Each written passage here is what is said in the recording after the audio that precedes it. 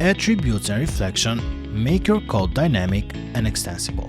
Attributes add metadata to code elements, while reflection allows runtime inspection and manipulation of types. Attributes like Obsolete mark code as deprecated with compiler warnings.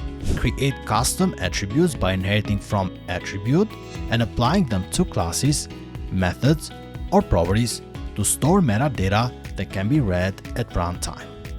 Reflection accesses type information using type, getting metadata about the type. You can access methods using get method and invoke them dynamically using invoke, calling methods without knowing them at compile time.